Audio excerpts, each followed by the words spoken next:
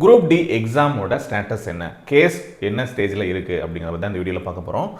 November 4ஆம் தேதி ஒரு அப்டேட், அன்றைக்கி ஃபைனல் ஜட்ஜ்மெண்ட் வரும் அப்படின்னு எதிர்பார்த்தோம். பட் அன்றைக்கி வந்து ஆர்டர் ரிசர்வ்டு அப்படின்னு சொல்லிட்டாங்க. அதாவது எல்லா வாதங்களையும் கேட்டு முடித்தாகிவிட்டது. இப்போ வந்து ரிட்டன் ஃபார்மில் அந்த ஜட்ஜ்மெண்ட்டை கொடுக்கணும். ஸோ அது மட்டும் பெண்டிங் இருக்குது. அதை பற்றி அப்டேட் வராமல் இருந்துச்சு.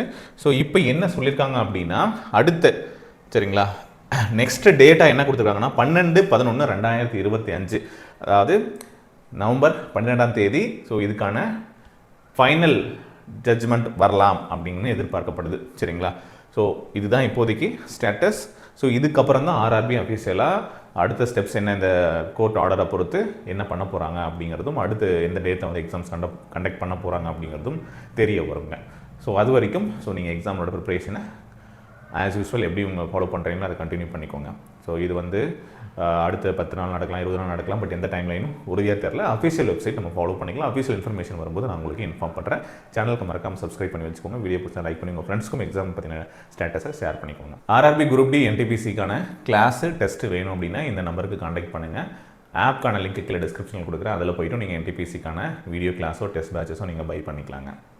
தமிழில் ஒரு பெஸ்ட் கோர்ஸ் அதை ரெடி பண்ணிகிட்டு இருக்கோம். கண்டிப்பாக உங்களுக்கு யூஸ்ஃபுல்லாக இருக்கும். தேங்க்யூ.